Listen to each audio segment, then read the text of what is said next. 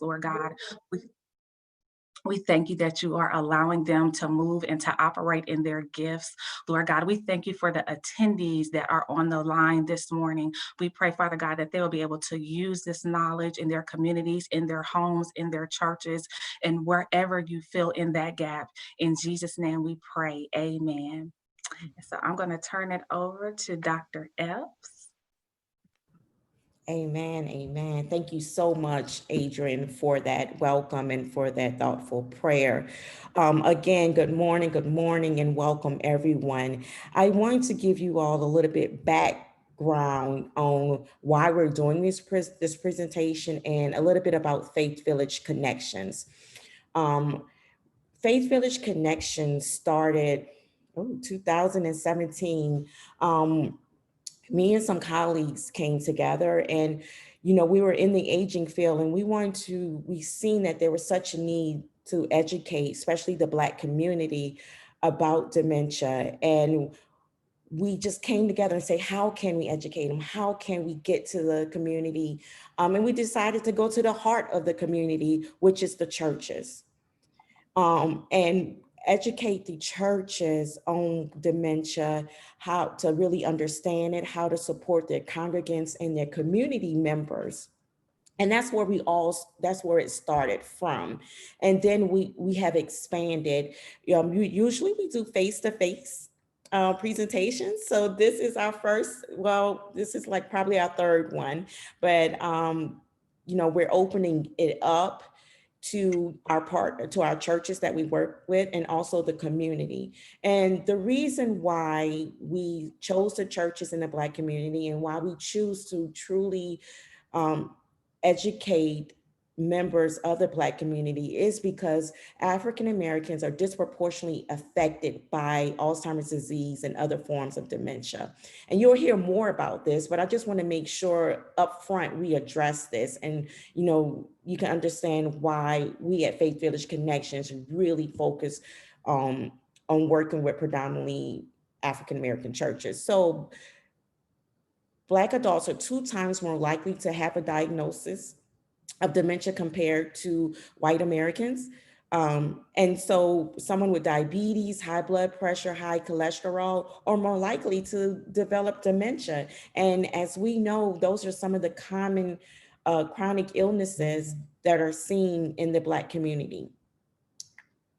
Mia Chester will talk about a little bit about vascular dementia, but that's what we primarily have. And then we are less likely to receive a formal diagnosis of dementia.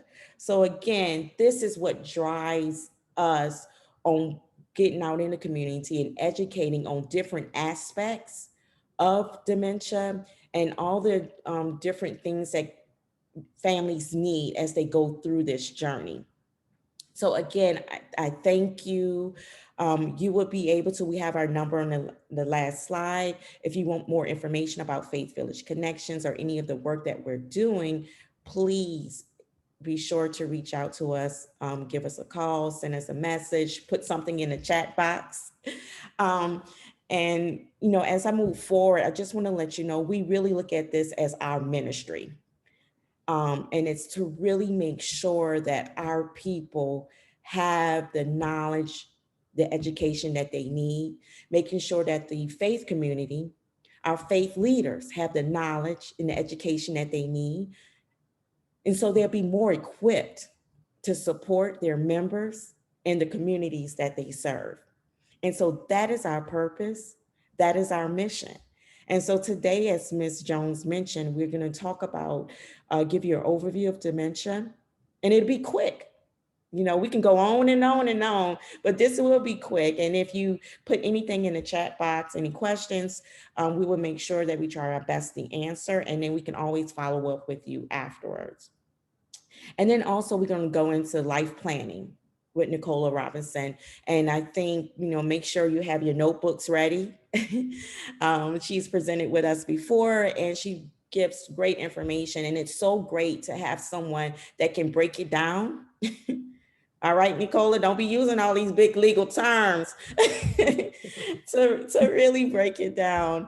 All right, so without further ado, I will turn the screen over to Mia Chester, and I will give a little bit more background about Mia Chester. Mia Chester, she wears many hats in the aging field, the dementia field, so you've probably seen her name on some other things, but today and this morning, she is going to wear the hat of the project coordinator of Alter. And this program is operated out of Georgia State University. I lead it. And this is where we formally partner with churches to create supportive environments for families that are living with dementia. And Mia might share a little bit more about that. But again, I'm going to say that's the Altar program. And if you are belonging to a church, we operate in Georgia. Everything is based out of Georgia, a lot of the work that we do, but we're also expanding outside of Georgia as well. And we're looking forward to supporting churches. Um, and I'm sorry, Adrian, I don't think we said that I was an assistant professor at Emory. I might have just skipped over that, right? So before we move on to me, I do want to acknowledge, because having that support from the School of Nursing at Emory University has been very important as we continue to educate and support our community. So Mia, you can go ahead and take over. All right. Good morning, everyone. As Dr. Epps said, we wanted to do a overview of dementia just to maybe familiarize you all with the term dementia, and for those of you that really don't know what dementia is, to introduce you to that term. So one of the most important things that we will talk about today is really some statistics, a definition of dementia. But one of the things Dr. Epps mentioned is our work in the community. And so I just want to start by saying that this is really our goal, to provide people with the basic information they need to make those life planning choices and decisions that they need to make. But we feel it's necessary for you to have the basic information to do that. So that's really the purpose of my section, is to inform you of dementia, because some of you may be questioning whether or not your loved one has a diagnosis of dementia or is experiencing memory loss. And so we want to really encourage you to seek answers if you're in that stage. And this program will definitely help you do that. So to begin, we think it's really important to share some of the statistics. And I think Dr. Epps mentioned we are based in Georgia, so we did want to spend some time talking a little bit about how Georgians are affected by Alzheimer's disease. What we know is that more than 150,000 are diagnosed, but we do think that that number is significantly higher. And so for those of you joining us from a different state this morning, we encourage you to go to the Alzheimer's Association's website to look at your specific state numbers. But think about what that number they're reporting and how it is possibly higher.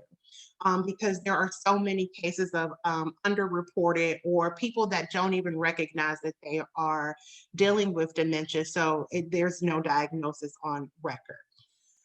But some of the most alarming things and more alarming statistics that you'll see here is that African Americans are twice as likely to develop Alzheimer's disease than our white counterparts. So we are more likely to be diagnosed with Alzheimer's disease, but less likely to receive a diagnosis.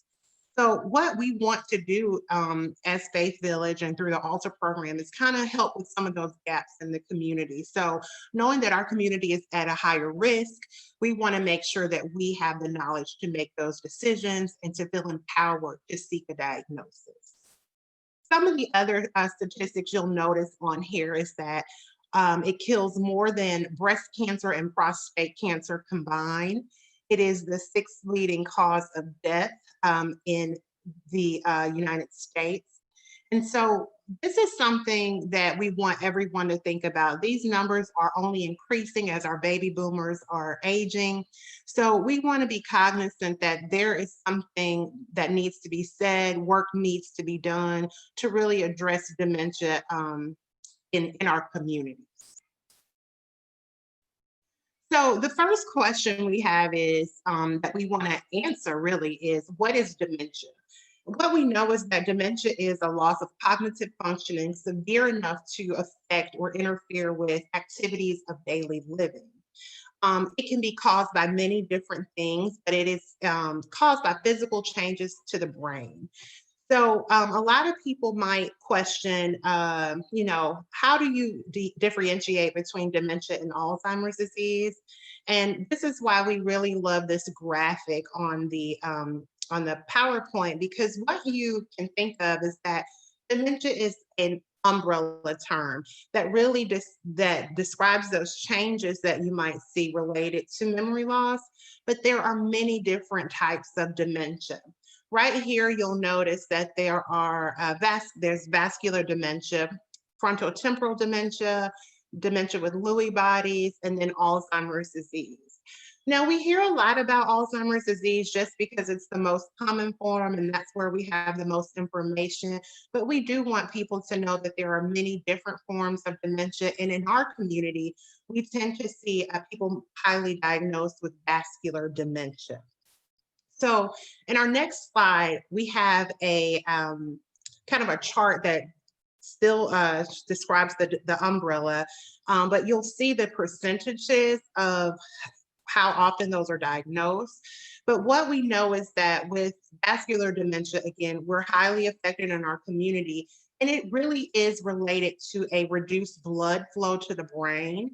So we encourage you, if you have a family member or if you've experienced maybe a history of stroke or problems with chronic illnesses or diseases, that you really do pay attention to this type of dementia, because it is something that we do see very often in our community. And it is probably the second most common one that is diagnosed. The other ones here just kind of explain Lewy bodies, which is a protein found in the brain called alpha-synuclein. So that is different from Alzheimer's disease and vascular dementia because of that specific protein that is found. And then we talk a little bit about frontotemporal dementia, where we see a person maybe experience behavioral challenges or behavioral issues that come up. And so every one of these different types of dementia will be different. And so I always say this to our family members that we work with and the church members that we work with, is that when you've met one person that is living with dementia, you've only met one person, because everyone will experience the disease differently. And so it's important not to kind of to put people in a box and say, this is where they should be, or this is where they are, or where they're headed, because it will be different based on really the changes that are taking place within the brain. So a little bit about the signs and symptoms. Obviously, memory is probably the most common one that's affected. And what we see is that short-term memory is affected, and it's the one that's most prominent. So a person may not be able to remember what they did maybe 5 minutes ago, but they have a vivid memory of 20, 30 years ago. They may have some issues with language skills and communicating with you. So one of the things that you all may recognize is repetition, maybe asking the same question over and over again, or not remembering something that you just told them, and then saying, tell me a little bit more about that, and them not being able to articulate it back to you. Another thing you might notice is visual perception challenges or issues. So maybe seeing a dark carpet as a hole in the floor, or a person may experience some challenges with hallucinations. So it's not just your common vision changes as you age. It's going to be something a bit more severe than that and not usual for that person. You'll also see problem solving issues. So this could be people, always paying their bills on time and making sure that, things are done in a timely manner, and they've never had any issues with this. They're now having some problems missing payments. And I always like to say here, this is probably one of the most obvious signs where they're not doing things like they used to, but some of the signs and symptoms will not always be obvious. And so I like to encourage family members to be a detective, to really kind of see what's going on and see what are those things they're struggling with. And I'm sure Nicola will talk about this, but it may be that when it comes to their legal matters, that's something you have to do as well as be a detective, and kind of figure out what's in place and what you need to do. So this whole process of kind of identifying the signs and symptoms is really something that is time consuming. And we want people to know that you may not get a diagnosis overnight once you identify these different signs and symptoms, but it is something that you can use this list of signs to really guide you in saying, what is going on with my loved one and what should I do? I'll just quickly mention the rest listed on the page is issues with self-management. That could be the person is not taking care of their hygiene anymore as much as they used to. They're having an inability to focus or pay attention. And then emotional or personality changes. And this again is something that might be obvious. A person that was always very easygoing is now become very angry or moody, and that it's not like that person to be that way. So this is just a short list of the signs and symptoms. I would also encourage you all to visit the Alzheimer's Association's website to see some of the warning signs of that one will be Alzheimer's disease, but it'll also speak to some of the warning signs of dementia as well. But really look to what that person is used to doing and how they once were, and what are those things that they are now doing that are unusual to you, and take note of them. I always say it's a good idea to keep a notebook of those changes, because you may want to provide that to the doctor or the primary care physician, as you explain, this is not normal for my loved one. So Mia, as we chime in, you know how we do in our face to Yes. face, right? Yes. Thank you for going over those signs and symptoms. And I just want, for those that are on the call and watching, especially that's in the church setting, Mm-hmm. think about those signs and symptoms and how it might relate also to what you may be seeing with other parishioners, other members of your church, especially as it relates to the finances. If they're changing in the way they tithe or the offering that they give, these are things to pay attention to. If they've always was present for Bible study whenever we fully go back to in person, and you see that they're now showing up on a different day, these are things to really pay attention to. So we know we talk about the family looking out for each other, but also it takes a village. And I just want to tie it back to that. And so also for us to be mindful and see what to watch out for, like I said, the other parishioners or other members of the church. No, that's a great point. And if you've ever attended a program with us in person, you definitely know that our attendees give us great examples of things that they've noticed amongst their fellow church members and congregants. And so those are things, if you just look within that setting, you would be able to point out, something that's unusual too, from, a person not dressing the way that they used to, as Dr. Ebb said, overpaying their tithes, maybe speaking out of turn in church. So those are really great examples of things that you can kind of say, well, this is not how that person would normally behave. It's something else going on. So this slide that we have up is one that we really like at Faith Village, because we know that different parts of the brain actually have different functions.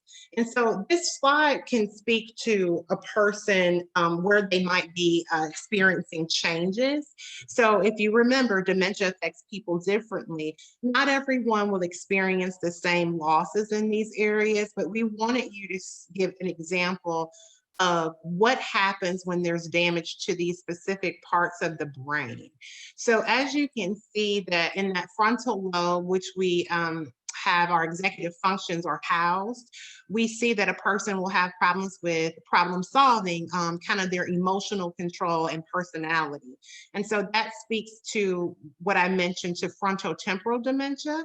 That frontal lobe is affected, and that is why that person is experiencing those behavioral control challenges. Other things that you'll notice on here is that you'll see the problems with movement or sensations and vision changes. And then in the temporal lobe, you'll see problems with memory, understanding, and language. So for some of our loved ones that may be diagnosed with a form of dementia, they may start maybe with vision changes, or someone else may start with just the short-term memory. But it's important to not ignore any of those changes, no matter where it's affecting them. We want to really get to the bottom line and figure out what's going on, and what kind of changes that person is having is really important to identify what type of dementia they may have. All right. So the next slide speaks to a spectrum of dementia. And so when we do our classes, we normally talk about, and we go into detail about the different types of dementia, but because we have such a short time frame today, I don't have the opportunity to do that. But what we do want to share with you is that, there are people we know that are in their 90s that have no problems with their memories. So we don't want age to be that necessarily that at the forefront of it, but we do know that age 65 is the greatest risk factor. There are also other risk factors involved, such as lifestyle factors. And so it's important to make sure that you know that, as you age, you're at a greater risk, but it doesn't mean that all types of memory loss are forms of dementia. So the spectrum here really speaks to, and you'll see in the first, the largest chart, there's a flat line, and that would probably indicate a person with no memory loss to developing mild cognitive impairment, or MCI. And then what you will see is a steady decline. And what we know is that with dementia, it can go from mild to severe, and you'll see it kind of drop off like a cliff. And so the thing to remember is that usually the memory does not improve. It will get worse over time. And what you have circled here, it says profound loss of abilities, behavioral problems, increasing burden. And I want to just take a minute to talk about increasing burden. That really speaks to the care partner. And again, that's why we're doing what we are with Attorney Nicola, because we know that it can be a challenging situation for care partners. And so we want to make sure that the legal affairs are in order so that that's not so much of a burden. And that's not something that you're kind of struggling to figure out towards the end. And then you'll see here, as we progress to severe dementia, problems with end-stage cognition are affected.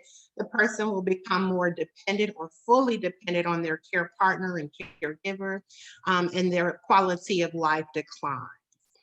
The next two images just kind of show you again how it goes from normal aging to mild cognitive impairment, and then to a form of dementia. So what you'll see is kind of again, a spectrum of dementia and how it can progress. For some people, they may stay at one stage longer than another. But what we know is that it can progress to worse, but we don't know how long each person will stay at each stage. But this gives you an idea of kind of what that looks like in a clinical setting. Yes. And then your brain, these changes can occur 20 years before, and before people start seeing the signs and symptoms. So that's what that last picture shows, that dementia symptoms can start occurring 20 years before. And so I'm in my 40s. So that's why it's so important. Oh, yes, I put my age out there. But it's so important for me to continue to live a healthy lifestyle. And we'll talk about that. Try to live a healthy lifestyle. So knowing that right now those symptoms can be developing, but they might not show until 18, 20 years down the line. So again, we need to start taking care of ourselves now, early as you can, because these symptoms do not start happening when you make 60, 65, or 80.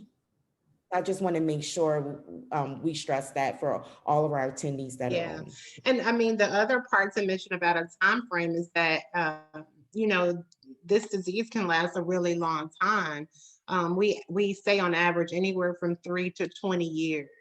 And so people have to have some resources and tools to be able to provide the best level of care and quality of care for their loved one, because it could last beyond, you know, what you're expecting or what you're anticipating. All right, so our next slide speaks to, it may not be dementia at all. And so what we want people to know is that there are, or there is a group of what we call reversible dementias, things that cause or mimic memory loss that can be treated. So most importantly, we say this because a lot of people may, as they age, experience signs of memory loss, but not all memory loss is normal. Some of it is attributed to dementia, but there are other things that can cause that memory loss. We speak to depression. You know, maybe a person during this time we're living in is feeling a little down. They're lonely, they're socially isolated, so they may be feeling depressed, and their memory may be affected by that. Other things such as medications, taking too many medications can cause a person's memory to decline, or they may see a change in their memory from there. And then other things like B12 deficiency, alcohol or drug abuse, and concussions can cause some memory loss.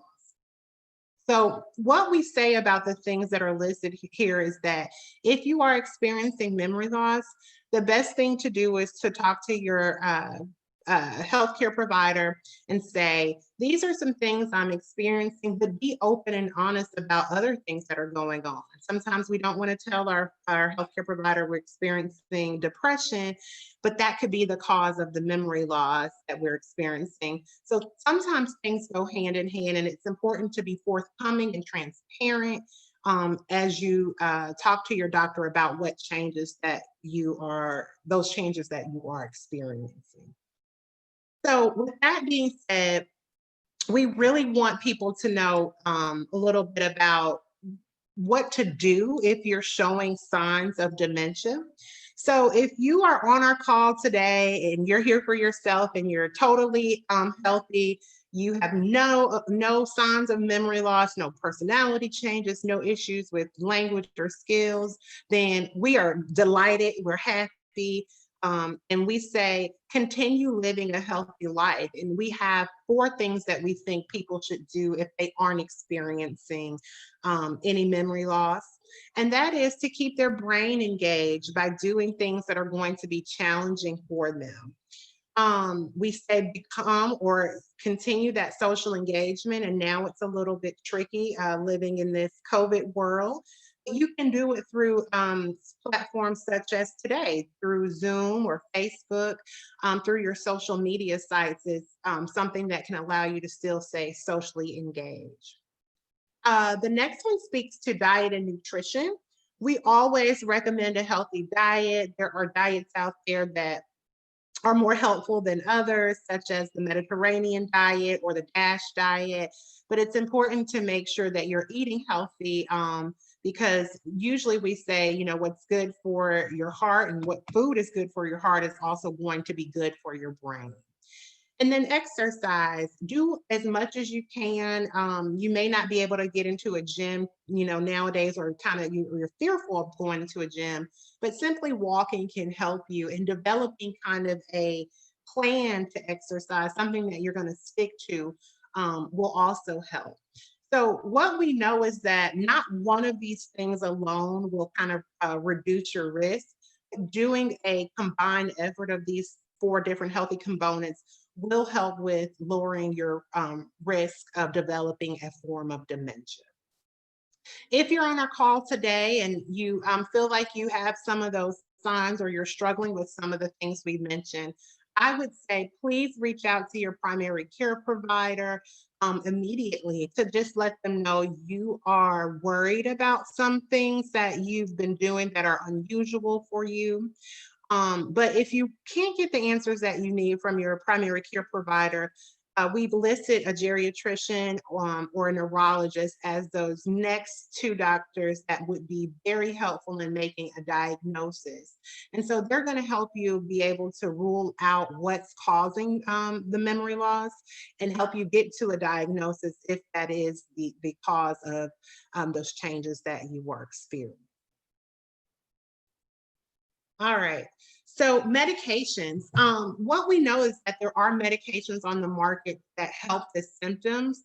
Some might improve memory, but none will stop the progression. So what we know is that people will take medications. Some people may see some results from it and some may not. But know that, it can help you with the day to day. It can be helpful for caregivers to manage some of those behavioral challenges, but none will actually stop the progression of dementia. And so this is really important for us to continue to talk about it, because ultimately we want to be able to fuel research so that we can have something on the market that really does help with this disease progressing at such an alarming rate. So the medications that you'll find on the market are cholinesterase inhibitors, or NMDA receptors. So medications that you might be familiar with are Aricept, Exelon, Namenda. These are usually the commonly prescribed medications to help with memory loss, to help treat the memory loss, or to manage those behavioral symptoms. And then sometimes medications will also be provided to help with mood or behavioral changes. Some may be prescribed to also treat depression if that's another condition that's underlying. So the really important thing is that there are things that can help on the market, but please know that they will not cure the disease, or they will not, again, slow down that progression. All right. So I think that brings me to one of the things that we want to call you to action today. And that is to first, if you are 65 and older, we really want you to begin getting memory screenings done on an annual basis. That can be done through your healthcare provider. And if you are a Medicare recipient, it is absolutely free for you to have this done. Simply ask for it during your annual Medicare wellness visit. And it is a screening, so it kind of lets the doctor know, or the healthcare professional know, if further testing needs to be done. But the benefits are listed here. Early detection really helps you for making your own decisions, which I'm sure Nicola will talk about the importance of that. And it gives you the time to plan and to put your care partner team in place and do things that you feel like can result in a good quality of life. And I stress that you think, because sometimes when you don't act early enough in this disease progression, people are forced to make decisions for you, and it may not be your version of a good quality of life. And then finally, the benefit is to accomplish things that you've always wanted to do.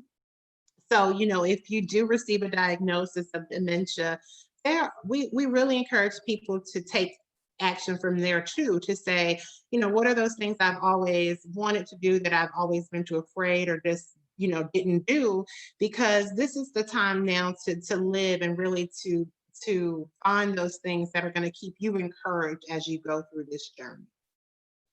So as we come to the end of my presentation, I want to remind you that If you have not signed up for Faith Village Connections monthly newsletter, you're really missing out. We have some great topics.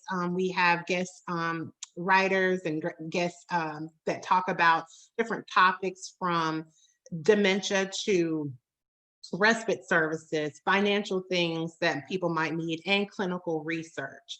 So we have some different topics. We have that newsletter available to you each month, and you simply just can sign up by emailing us or giving us a call, and we'll add your email address to our registry, and then you will begin receiving those newsletters.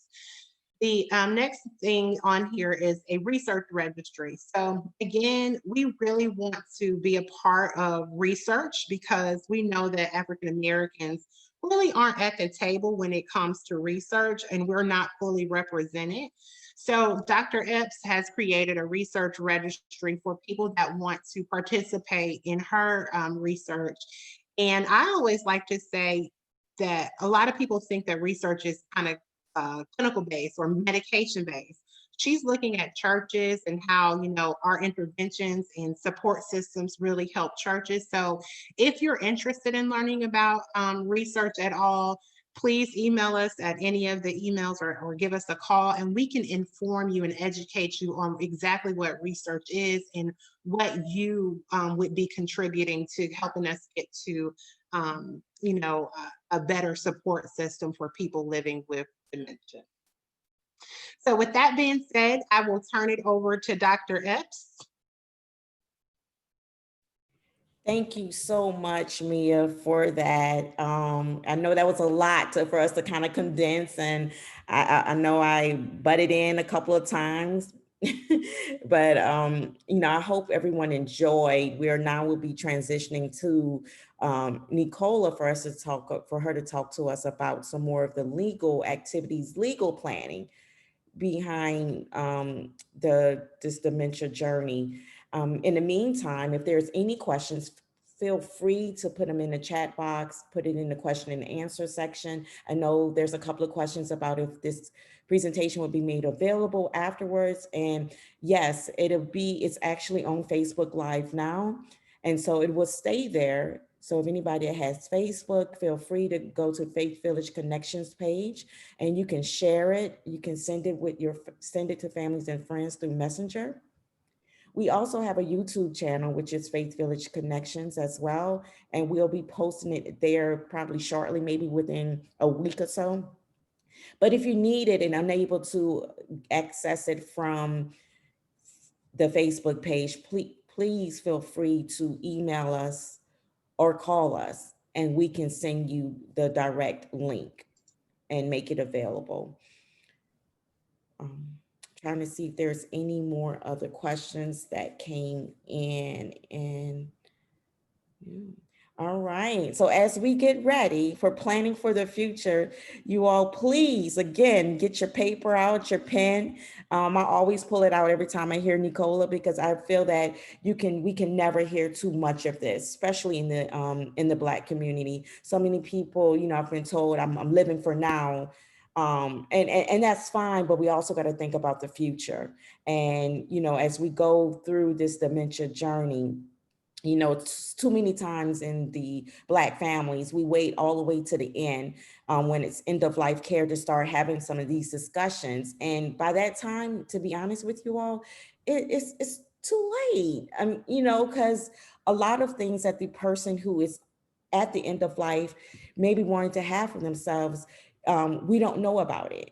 And Nicole, I'm not going to steal your thunder. I'm going to go ahead and pass it to you because I know you can share additional stories and examples. And, I just want to ask you to also, if there's anything that you can include in your presentation as it relates to our current time in this pandemic as well, on top of caring for a family member or friend that is living with dementia.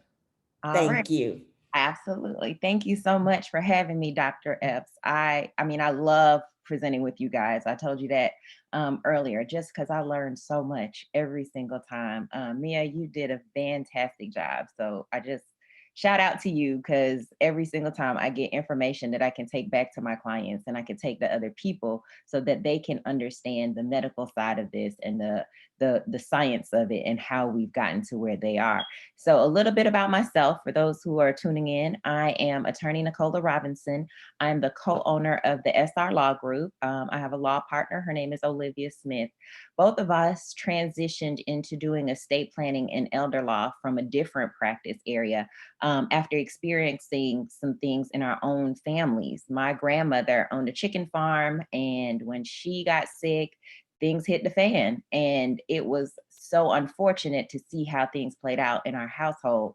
And to then learn that there were things we could have done differently. There were legal documents that we could have put in place that would have prevented the shit show that happened. That is straight up what happened. And I was just like, wow. And so it became really my mission. And as Dr. Epps said, just our ministry to kind of educate people about so many of the things that they may not know in this arena. As your health is starting to fade, there is some legal documents that you absolutely need to start putting in place. We get so many clients that come in and they ask, oh, I need a will. I need to get my will updated. I've been thinking about that. Or, something happens in the media that encourage them to say, I need to see about that. And that is one part of it. That is absolutely one part. The will helps you to decide at the time of your death, how are your things going to transition to somebody else? But as an elder law attorney, my job is to have the conversation with you and say, before you die, have we talked about what would happen if you got dementia or you had a stroke? You're still here. You're just not in a position to maybe take care of yourself financially and physically the way that you used to. And so that's what I do as an elder law attorney. Dr. Epps, I don't know how the slides are going to work. So do you need me to just say next slide as we kind of go into this? Okay, I will. So some of the common myths that I get when people walk in or when I do presentations, people are like, well, I have a will, my estate will go into probate. I don't even really need to worry about it. And that is true. If you have a will is only a valid document if a judge says so. And so you will have to go through the probate process in order for that to happen. But there are ways to plan so you don't have to put that expense on your family later on to deal with the administration of that estate and dealing with the judges. So we can talk about that. A will, so I don't need anything else. Like I said, a will only becomes valid when you've passed away. So what are we doing in this time while you're still here or your loved one is still here and they're living with dementia? What is in place to make sure that you are able to get them the best treatment that they need, that they have the financial resources to go ahead and pay for the care that they need? Trusts are only for the wealthy. Usually I give a whole half of my presentation about trust planning and what that entails, but for the sake of time today, I'm gonna limit my presentation to just two of the basic documents that everyone absolutely needs in their arsenal, and especially if they have a loved one that is showing signs of dementia. I don't need a will because I told my relatives what I want. Listen, short memories is not limited to people with dementia. When you are not here and there is no one to say what you want, people's memories might have fade or they remember it differently. And so if it's not written down, it's as if you did not say it. I don't need a will because all my accounts are jointly held. And we see that a lot. And that is a form of planning. However, there's some downsides to that. A lot of times we see people add their daughter or their son or somebody to those accounts. Okay, if that child is hard up for money, now they have the temptation of being able to reach into your accounts and borrow it and say they might put it back. Or if that child is going through a divorce, well, whatever money you have in that joint account becomes part of their divorce. So it's things like that that we may not be thinking about right away when we say, okay, well, I'll just go ahead and add my daughter because if my memory fades, she'll have the access. She will have the access and there will be no one there to limit that access. And so you want to be very careful if that's the type of planning you want to engage in. And it doesn't matter because I'm dead anyway. We hear that a lot. That's a form of planning. When you decide I'm not going to get involved, I'm not going to do anything, that is okay. That is a choice that you make. But understand that all choices have consequences. And so if that's the decision that you make, you are ultimately telling your loved ones, I want you to figure this out. Y'all are going to have to deal with this. Okay, But if you love them and you want something different from them, you want to do this type of planning earlier so that they're not left stressed out, trying to figure out the finances, trying to figure out what you own, wishing that mama had done something, wishing that daddy had put something in place, not even sure what you would have wanted. So we're going to talk about that a little bit more as we keep going. Next slide. So powers of attorneys. I told you I'm talking about two very important documents. I cannot stress this enough. Everybody needs a power of attorney. And if you get an early diagnosis of dementia, honestly, if you start getting up to 60 and above, you need this document in place. You need this more than you need that will. The will is only going to tell me what to do with your stuff. This document is going to help us figure out what to do with you while you're still here. How are we going to pay for a nursing home if you need to go into it? It's going to give that agent, that person that you have selected, the ability to step in your shoes and work on your behalf. So if you have a daughter that you trust, or you have a nephew that you trust, that you said, you know what, if I had a stroke and I could not make decisions, I'm still here, I'm still breathing, but I need somebody else to step in my shoes and pay the bills, pay the mortgage, make sure, nothing lapses. This is a document that does that. And there are different types of power of attorneys. I have them listed there. The key that people always ask me about is, well, now I've given up on my power. That is absolutely not how a power of attorney works. A power of attorney does give someone broad powers, but you control the powers that you can give them. You can do what's called a limited power of attorney, for example, where you only give them power for a limited purpose. Perfect example. I own real estate in multiple states. I'm not flying up there every time I got to do a closing. I have property in Philadelphia and my brother-in-law lives there. So I did a limited power of attorney so he could only work on my real estate transactions. But I left it to that is all that I want him to handle. So you're in a position to be able to give these agents, these people who step in your shoes, whatever power that you need them to have.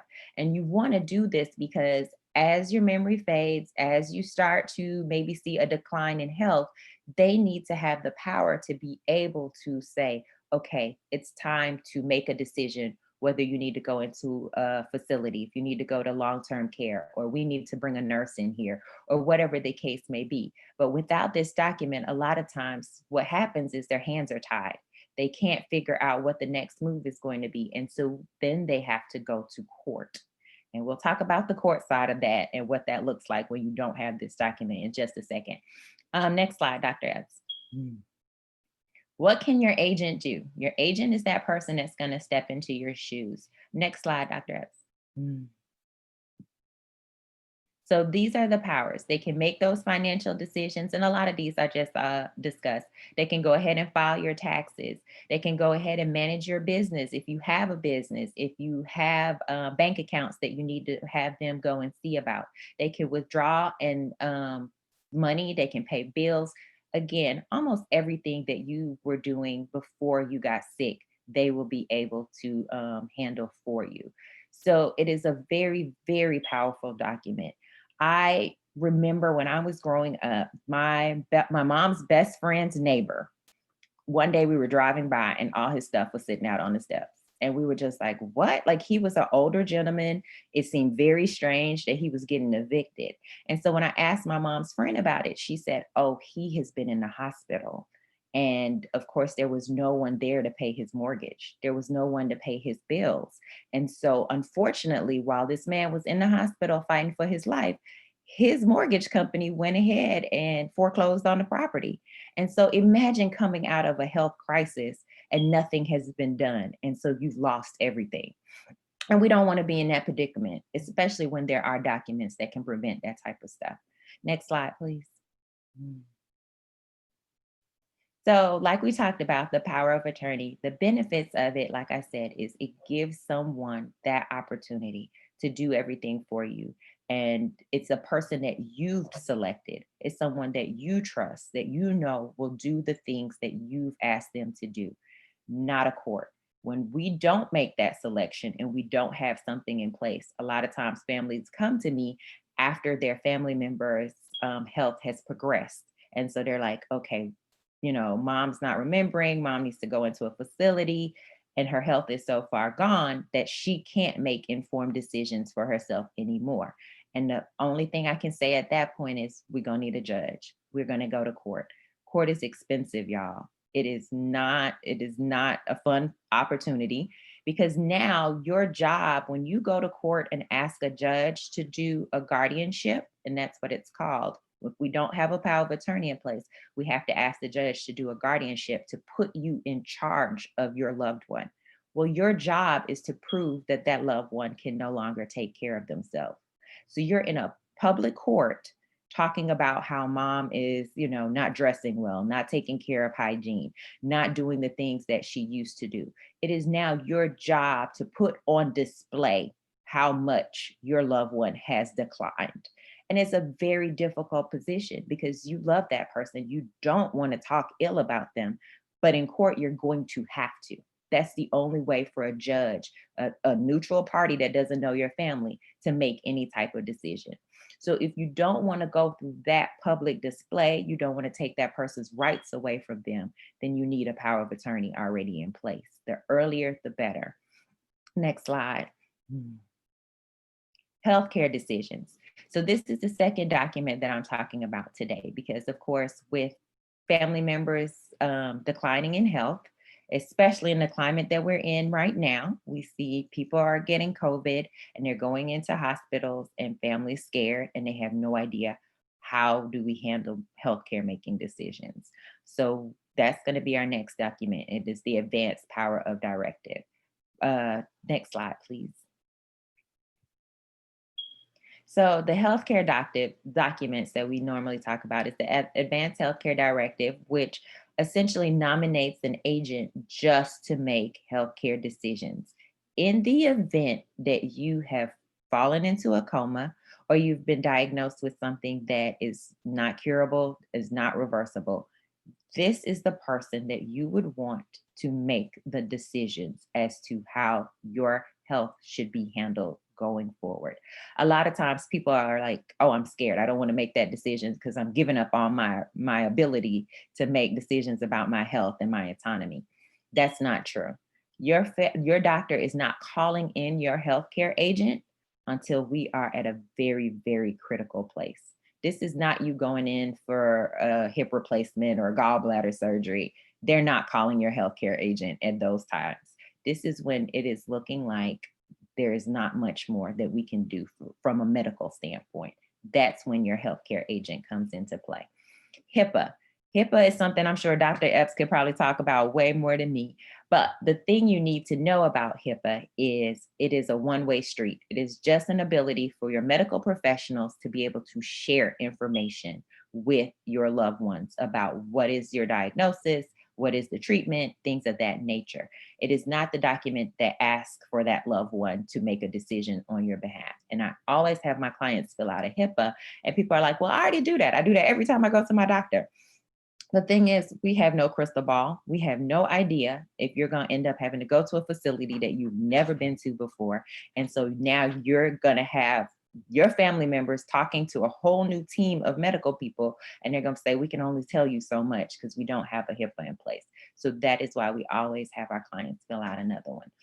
Living will. I get that term all the time. Okay, well, Ms. Robinson, I got a living will. I'm good. Well, the minute that you start using that term, I know that you're not good, because that is a very outdated term. We don't even use that anymore. In 2007, so it's been a couple of years, Georgia got rid of its living will altogether.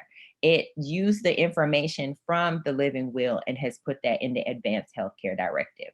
So the Advanced Healthcare Directive now names your agent and also tells what are your treatment preferences in certain situations. So if you come talking to me about a living will, we got to do all your stuff over. It's just so dated at this point. Do not resuscitate orders, something that people also are always confused with the Advanced Healthcare Directive. It is not the same thing. A do not resuscitate comes from your doctor. It is almost like a prescription. Your doctors need to write that. That is a conversation that you need to have with your doctor so that that can be in your file and will travel with you. So don't come asking your legal team for it, because we're going to send you back to your doctor. And then physician orders for life-sustaining treatment. Again, that's now inside of our healthcare directive. So that is also how we talk to our doctors about, okay, these are her end-of-life choices. These are what, mom or dad has instructed us is what they want. And I cannot stress this enough. Have the conversations early. I mean, early, before there is any diagnosis of dementia, any signs of it. Even if you get that early diagnosis, start having the conversation when they are lucid, when they are functioning, when they know, because there's nothing worse than being in a position as a family member to say, I don't know. I don't know if mom would have wanted to be on life support. I don't know if mom wants a feeding tube. And so you're leaving your family with having to make these very important decisions that sometimes can start causing guilt. It can cause friction between your children if you have a bunch of them. And it could be prevented if we have the conversation. So even in our practice, we give our clients paperwork to say, here's how you start the conversation. It's not pleasant, but it is a conversation. So when you go into a medical situation, you can say, I know confidently that mom would have wanted for them to resuscitate. I know confidently that mom would have wanted to stay on a ventilator. Especially now with everything that is going on, we get a lot of conversations about ventilators. People like, wait, we never had to think about ventilators as much as we have now, but in terms of COVID.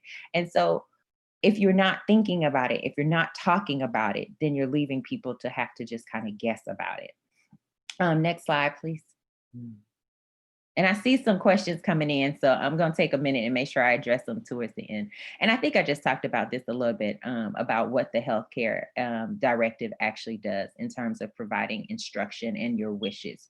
So you want to make sure that that person that you picked is somebody that you know is going to be an advocate for you.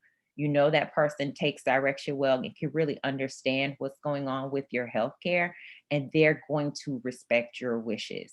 They're not going to be the ones that say, I know this is what she told me. I know that's, mom would want to be on this ventilator, and I'm just going to go ahead and do what I want to do. So you want to be very careful and be very thoughtful in the people that you put in place, both in your healthcare directive and in your power of attorney. And it can be the same person. I get that question a lot. Well, if I pick my son for my power of attorney, do I need to pick somebody else for my healthcare agent? No, it can be one and the same. But remember, you're asking these people to step in your shoes and make these decisions. They may not want to. So, and they may not be available to. So you may want to also consider a backup person. If you pick your son and then he takes a job overseas, for example, he's just not available to be able to maybe do some of the things that you would need on a day-to-day basis. So we want to make sure that everybody has the first person and then a backup person in the event that that person's just not able to do it. Next slide. So, and I think I talked about these as well. Does it mean giving up control? No, absolutely not. You are giving this person authority to step into your shoes, but you have to give it to them. So you still have a level of control, and you can revoke it. You can revoke your power of attorney, and you can revoke your healthcare directive. When we do a power of attorney to a family member, we say, listen, your mom or your loved one, that's my client. So my job is to protect their interests. So if you get this power under this document and you don't do what you're supposed to do, we have the legal right to come after you. So there are repercussions and consequences now as a result of having those documents in place. Now, if you put your daughter on your bank account and she took all the money, it's gone. I mean, we could try to sue her criminally. We could try to get the police involved. That's the best we can do. Hope for them to be able to get some of it back. But if she is your agent under these documents, there are consequences. We can now go after her civilly. So you're not losing all control and all ability to get your stuff back. I already have documents, so I don't need to think about it again. Every 3 to 5 years, you need to be looking at your documents and making sure that they are current and they still express your wishes. A lot of times, I have a client right now, documents are from 1997. Half of the people that he put in place to do things for him, they have already predeceased him. So that's not going to work. And so if life happens, life is happening so quickly. You get a divorce, you marry another person, you done adopted 3 kids, you done, 2 family members have died. And all of these people might have been in your original documents. And so we need to make sure your documents continue to travel with you and are current based on what stage of life you're in. You may have had big plans to give a whole bunch of stuff to your daughter. And now I'm like, okay, well, we have this dementia diagnosis. Is that still the desire? Maybe we need to use some of these assets. Maybe we need to use some of these funds to look at how your care is going to be handled. So that's why we need to make sure the documents fit where we are in life. Yeah, 10 years ago, it might have made great sense to leave all of it to the daughter and the grandkids. Now, okay, we got to look at how can we make sure you're as comfortable as possible while you're still here, while we're dealing with this dementia diagnosis. My next of kin can decide whether to pull the plug. And I've talked about this. They can decide, but do you want them in that position where they're having to guess? And now you have your daughter saying, no, I don't want to pull the plug. Your son saying, yes, she wouldn't want this. And there's friction. And then when there's friction, courts have to get involved. I think we all remember Terry Schiavo. I think we're all at that age where we remember Terry Schiavo's husband said one thing and her parents said another thing. And they spent a whole bunch of money and a whole bunch of time in court trying to figure out what ultimately needed to happen in her case. And it was an unfortunate situation because we will never know what she would have wanted. Quality of life completely diminished. We were all just kind of sitting on bated breath, like who's right, husband or parents, and who gets the power in that situation. And you don't want to put your loved ones in that kind of deadlock. My loved ones know what I want. Again, if you didn't write it down, they may not remember that you told them that you don't want to be on life support. Life is busy. You said it over Thanksgiving and they didn't write it down and they only heard half of what you said. So you want to make sure that you have something in place. You designate a time, you sit down and you actually have a conversation with them. Next slide. Role of next of kin. And we talked about this. I think I've already gone through most of what's on here, including Terry Schiavo. Finances.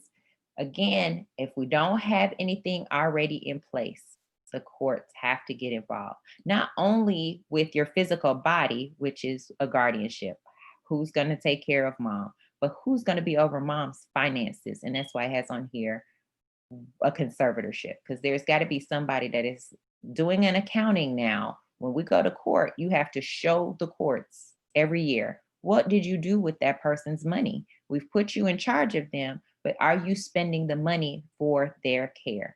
And going back to court year after year can be very time consuming and very costly, and it doesn't have to happen. Next slide. Where to start?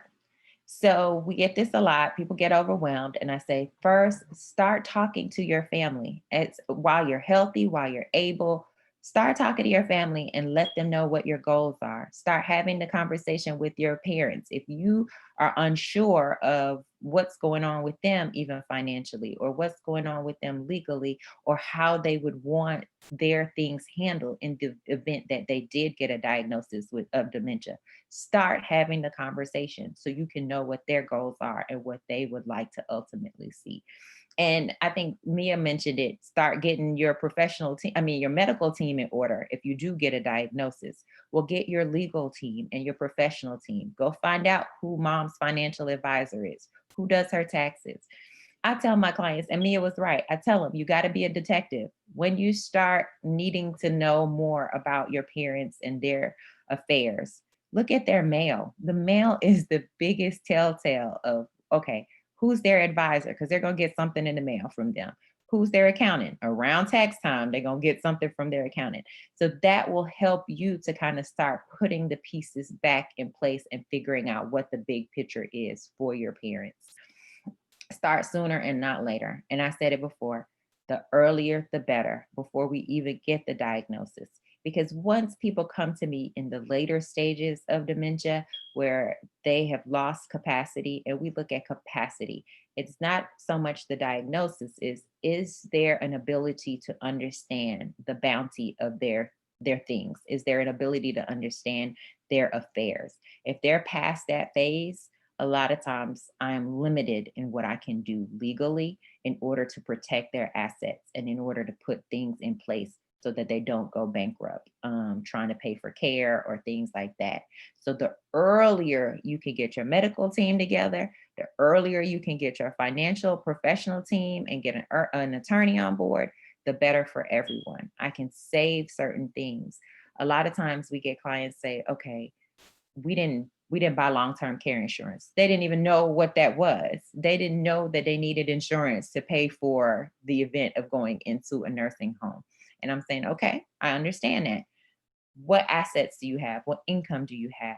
How much of this can we use towards your care? How much of this can we protect and give to another generation? A lot of times people say, I worked really, really hard. I put all this stuff in place. I didn't think about if I got dementia and I need to pay for care, now I got to spend all of this. Now I got to use all of this. That was not my intention when I acquired it. And I'm like, okay, now that we're here, what can we do to accomplish both goals? What can we do to pay for your care, but also have something to leave for the next generation? So the earlier we start on this, the better. Next slide. And keys to success. Getting the documents in place, like I said, as early as possible. Just like Mia said, think of it as a team. Start getting all the members of the team together. Make sure your financial advisors are talking to your lawyers. Make sure the doctors are telling the lawyers, okay, she's still lucid. She has this time where she can make these decisions so that the lawyers can say, okay, we can get these documents done while she still has an opportunity. Make sure y'all are having conversations.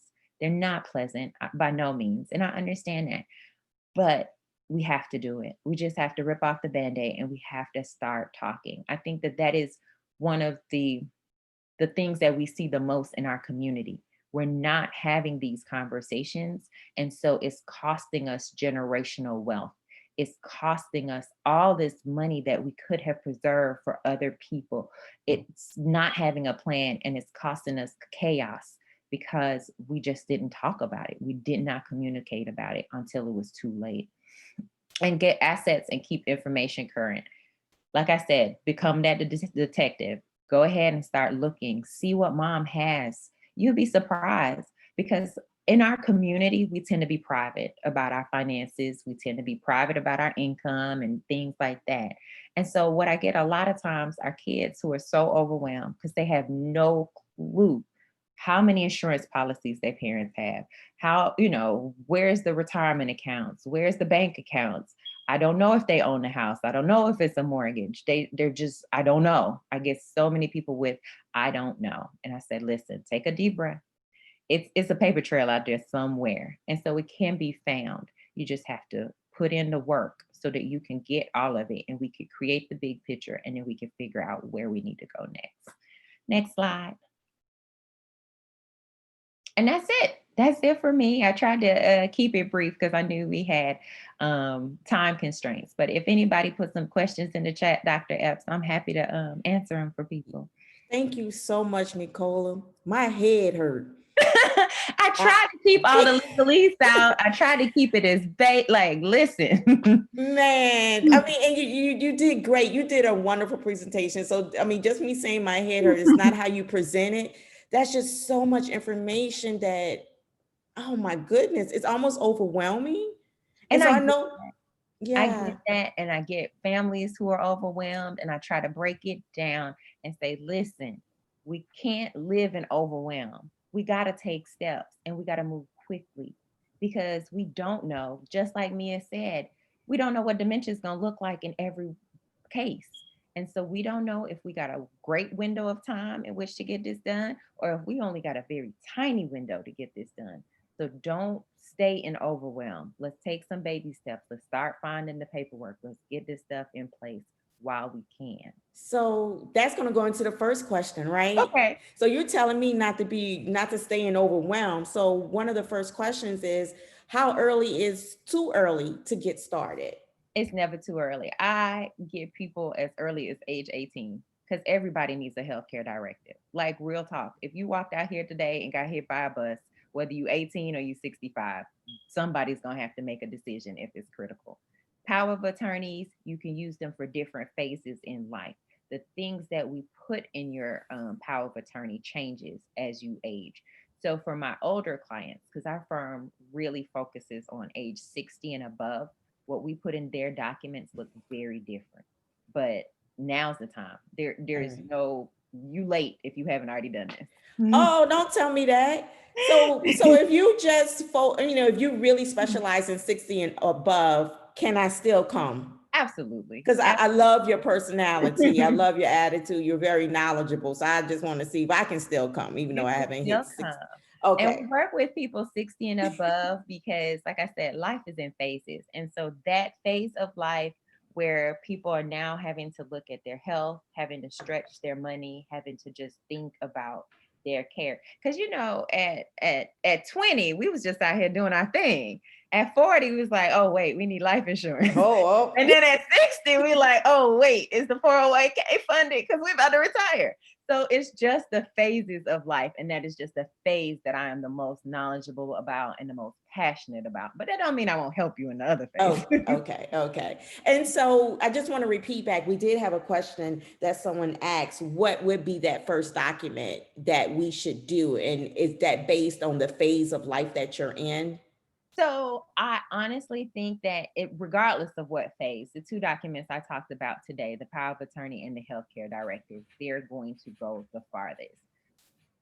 The will is important, don't get me wrong, because it does help the family have direction as to where everything needs to go at the time that you pass away.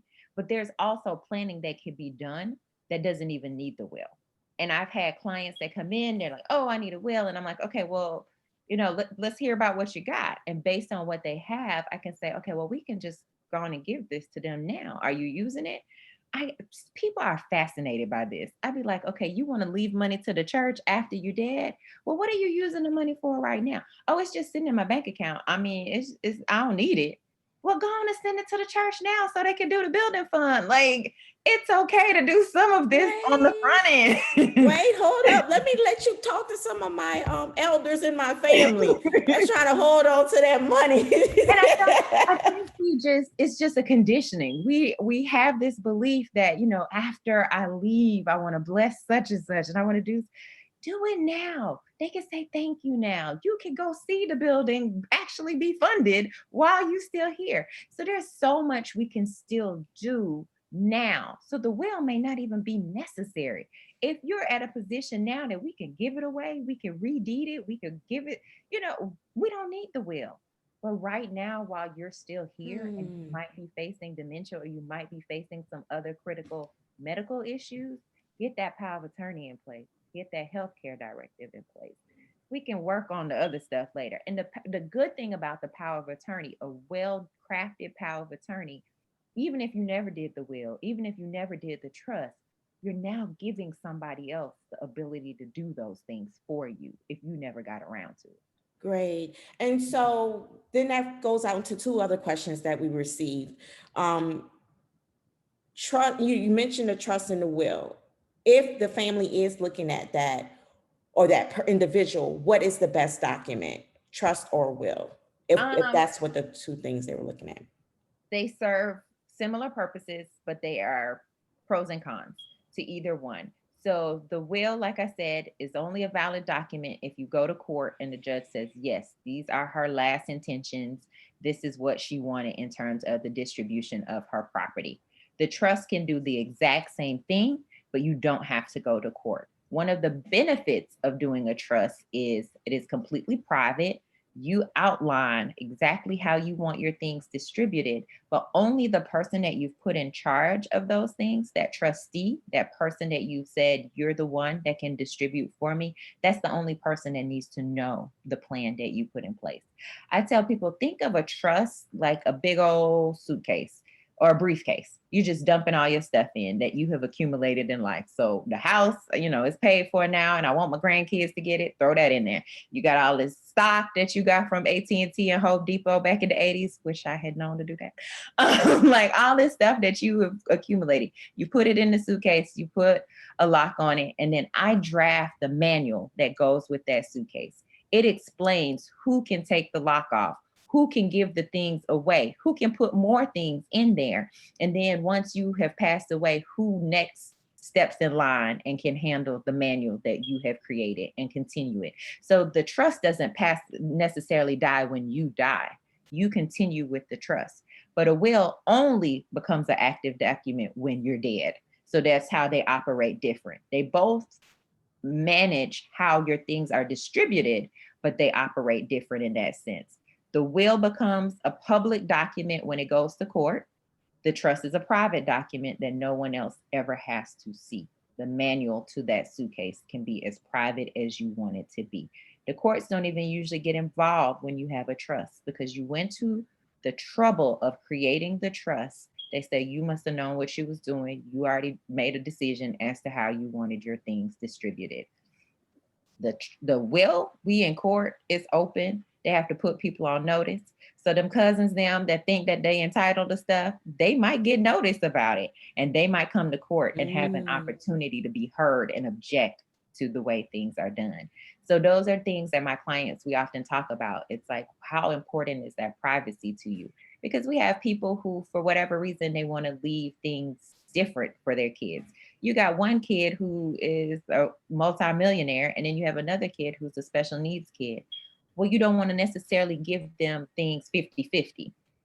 In a public document, people be like, oh, I can't believe she did that. And all this drama. But in a trust, you can do that. It's private. You can let the kids understand why you did it that way. And we don't have a whole bunch of hoopla.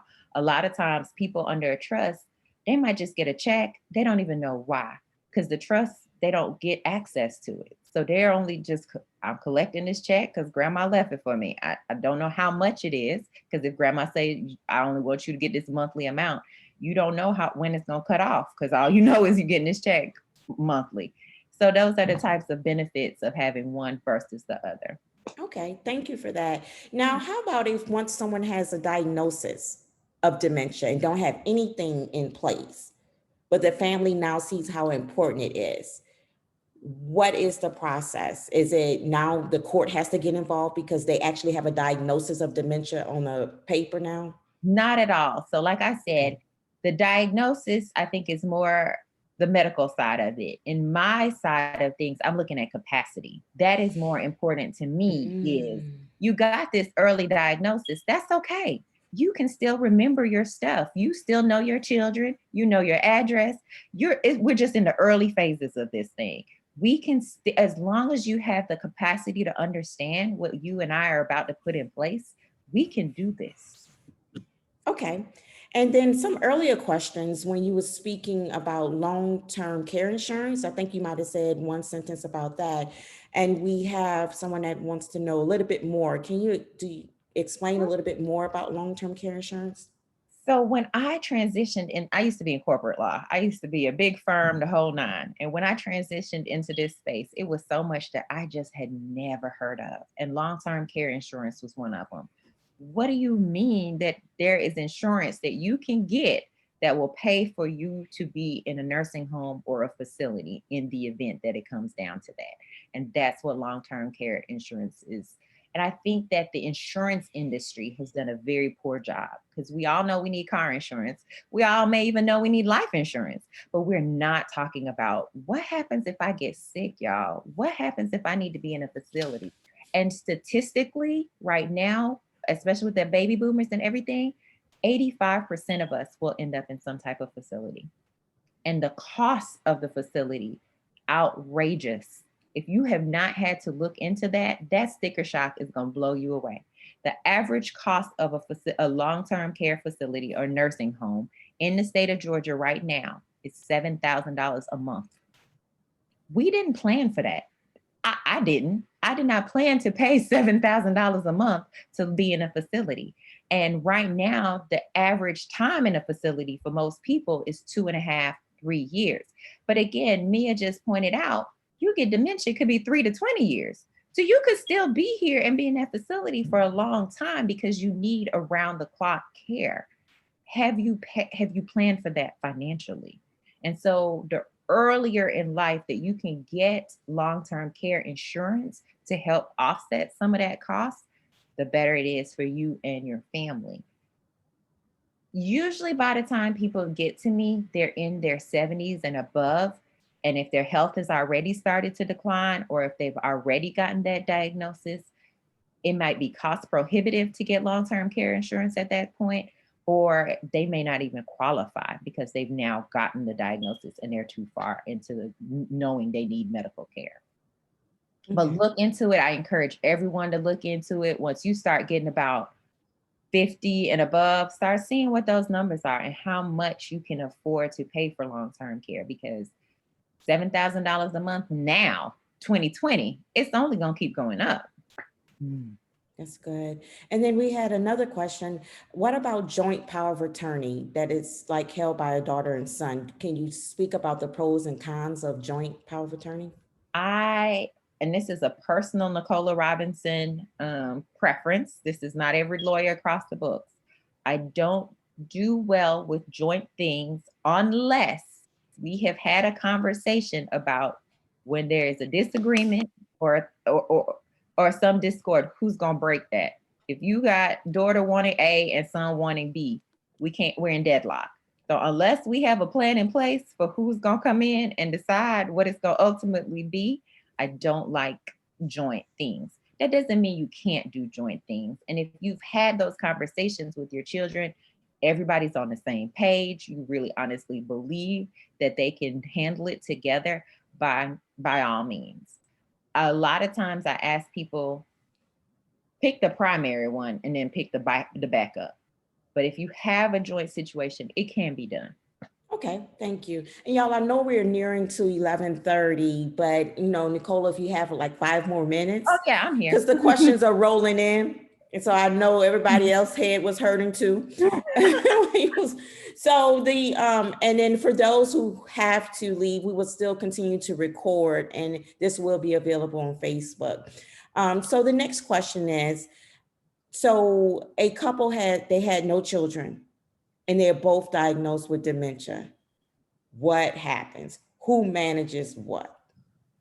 It happens, or we see where one spouse is already predeceased and only one left with dementia and no kids. It happens. That's just the reality of the world. In those type situations, we need to, depending on where they are, if wife can understand the bounty of their affairs, we might work primarily with her to get things transferred out of couple name into just one spouse's name, so that we can get him qualified to go into a facility if that's what it comes down to. So it's just dependent on what assets they have, how are things titled, who is in a mental capacity to take charge of the situation. Uh-oh, I think you muted yourself by accident. I sure did.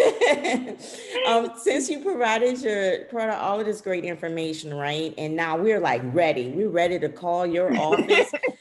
And I know things may be different, but is there a way you can provide us what the average cost would be with certain things, with us acknowledging that each family, each individual will have different things, but what is that average cost? So then we can get more scared. So, and of course, the cost question almost always comes up.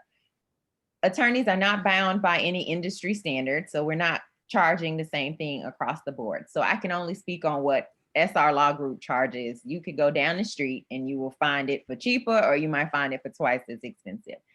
Our average cost, I shouldn't say average, but our starting cost is $1,200 for a single person for a will-based plan. It will include that power of attorney document we talked about.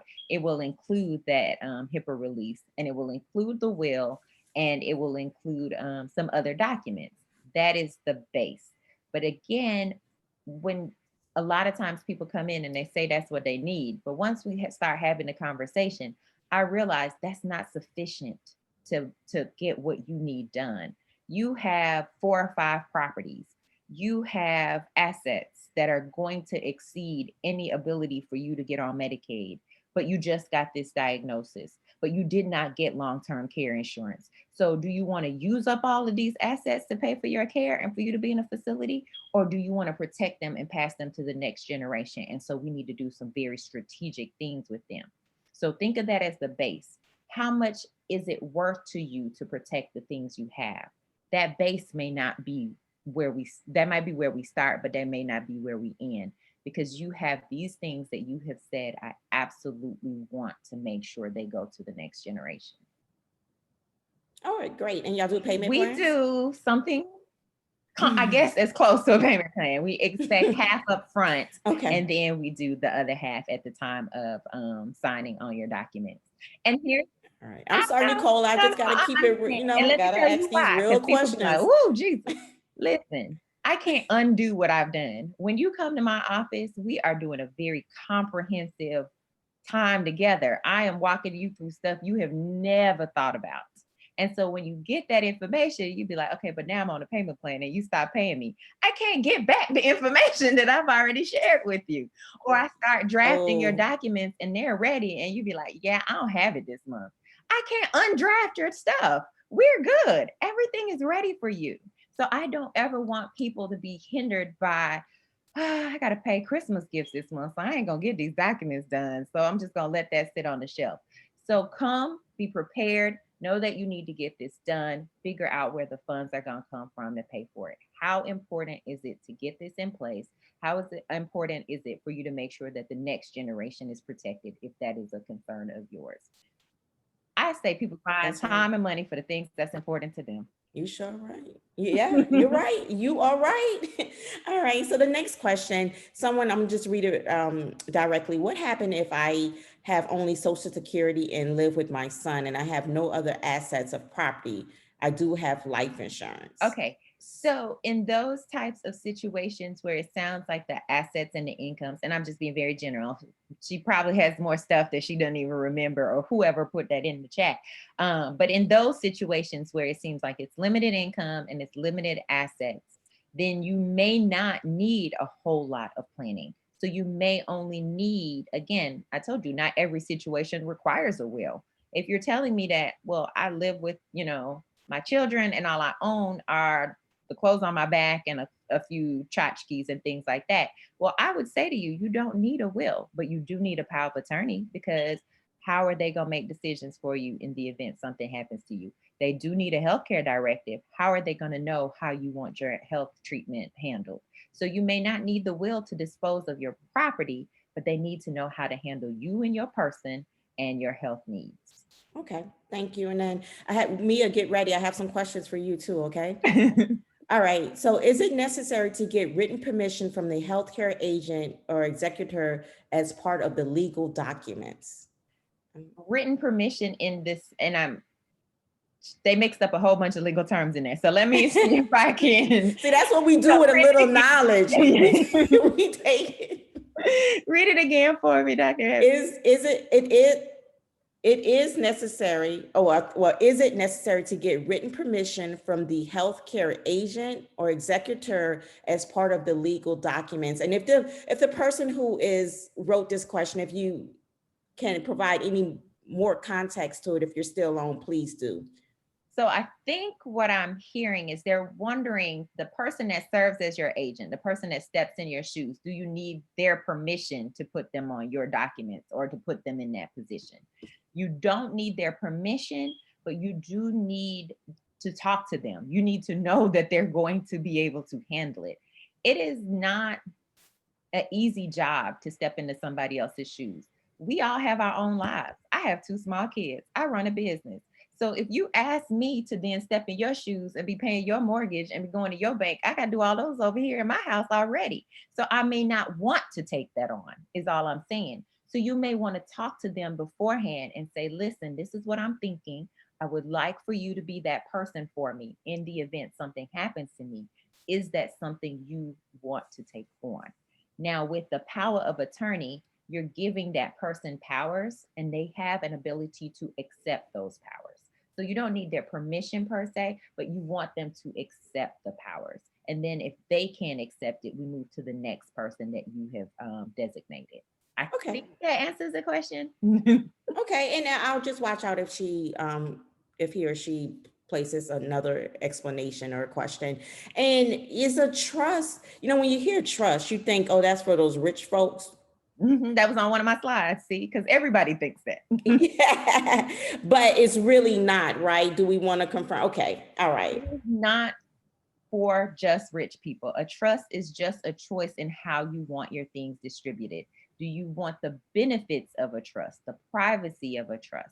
But it does not have to be for rich people. And I see a lot of times that we have grandmas or family members who just had the forethought and say, I want this to go for multiple generations. And so they put a trust in place so that that can actually happen. And so that the things that they have can be used well past their death.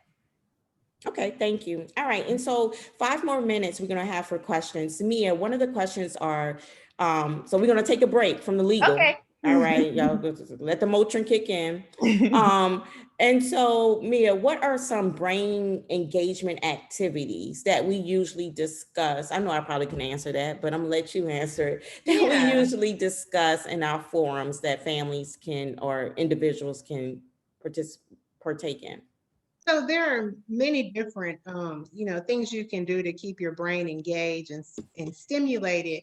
But my favorite activities are ones that involve maybe using all 5 of your senses or using both your brain and your body.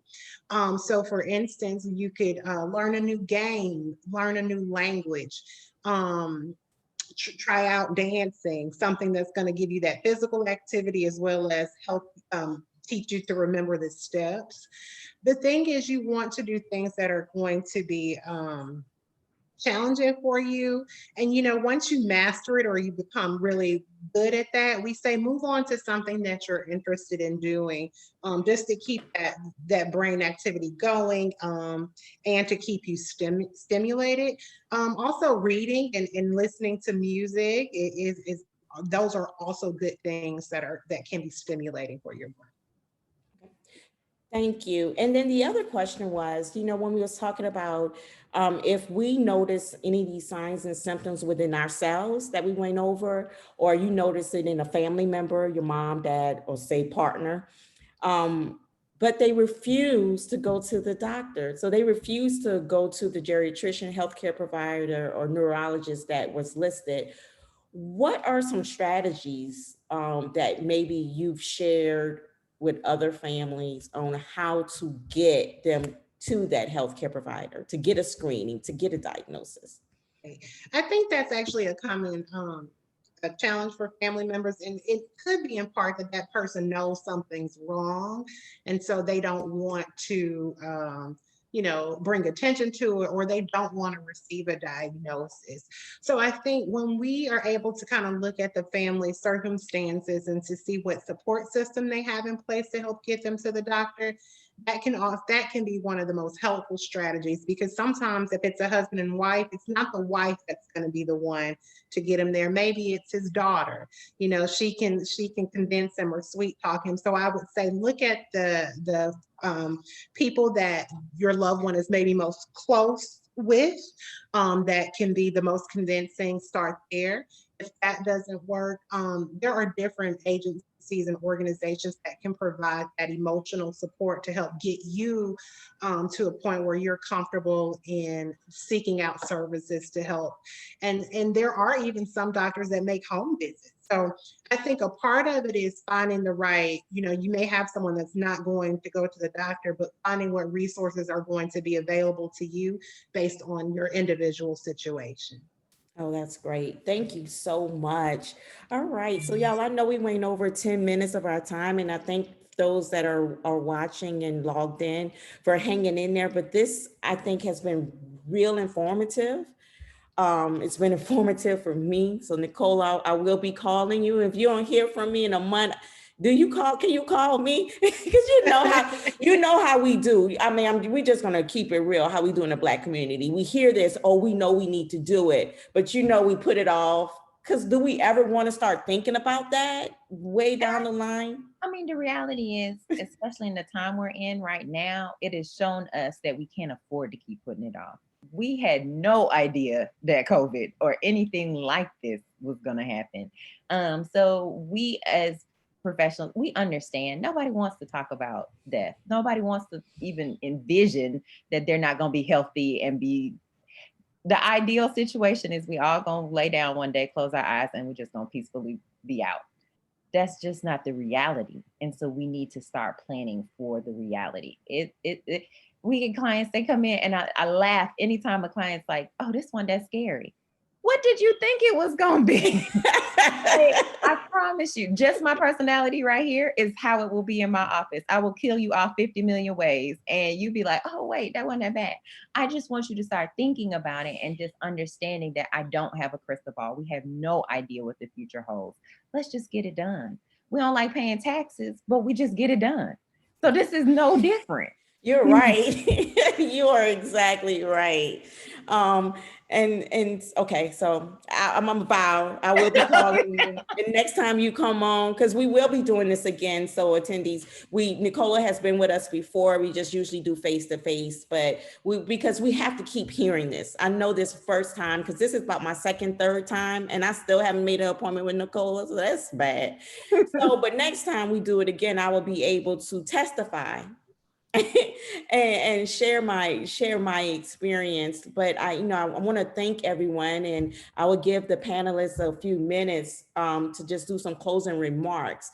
But again, my remark I want to leave out to the attendees is please be on the lookout as we continue to have these conversations and have these discussions, so we all can be educated, specifically as we go through the journey of life, but especially helping those and supporting those that are living with dementia. Please remember to give us a call if you want the monthly newsletter, be part of the research registry. Mia mentioned about the research that I do, and everything is faith-based because primarily everything is faith-based. I really believe that the church plays a major role, and not just the church, religion, our spiritual connectedness, as we continue to go through face certain chronic illnesses.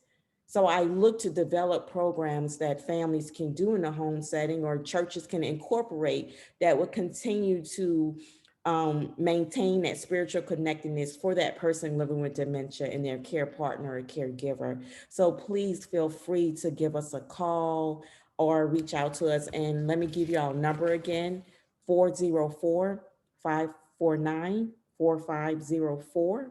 And you can always email us at faithvillage@emory.edu. So Mia, I'll go ahead and let you take a few remarks. And one more thing, for those that did log in on Zoom, that you will receive a survey afterwards. And I asked if you filled it out. It just gives us some feedback on how this went and what are some additional topics you may like to hear in the future. And I'll just close by saying, all of this information is helpful because if you don't know someone with dementia now, chances are you will in your lifetime. It can be a neighbor, a church member, anybody. And so we want to be a resource for them and to be able to be a vessel of information. So we appreciate you all joining us today to be that vessel for your community, your church, your family and friends. Adrian? I was going to say. Doctor, if I may, I see somebody asked me in the chat about doing other presentations. This is my passion. This is my life's work, is really helping the African American community to understand from a legal standpoint what needs to be put in place. So if there's anybody that's on the chat that on the presentation that would like for me or my law partner to come out and do a presentation at their church or whatever civic group they're a part of, please don't hesitate to give our office a call. Especially now in COVID, we are able to do more presentations because we can do virtual ones such as this one. So I put my phone number in the chat, but I'll say it again. It's 404-410-6505. And just ask Angela, that is our receptionist, and she will get you on my calendar. And so we can set something like this up. Thank you again for having me, guys. Of course. Adrian? I just want to thank all of the panelists just for sharing their time and great information. Nicole, I think you have already been to my community and you've already done a beautiful webinar for us not too long ago, actually, with National Church Residences. But great information, and thank all the attendees for spending their Saturday morning with us. So share the video, like Faith Village Connections, follow Faith Village Connections on Twitter and on Instagram, so you can stay abreast of all the community things that are going to be happening virtually. So you can just stay abreast on anything that's going on in the community as far as dementia in all groups, not just the African American community. But that is one of the best ways that you're going to be able to stay connected with Faith Village Connections right now, since we cannot do in-person meetings and congregate. But make sure you connect with us on social media, because we will be having more of these. And even when we are able to have in-person presentations again, we will continue with these educational webinars. Yes, thank you. We're gonna have food when it's in person. They're not like to eat and I don't have my food. That's not what I missed, but this was really great. So again, thank everyone, and stay tuned. We will have a church leader workshop, a dementia-friendly church leader workshop coming up in the next couple of months, and some webinars on cognitive health. So stay tuned. We will be in touch, and thank you all for everything, and have a great and blessed weekend. Bye.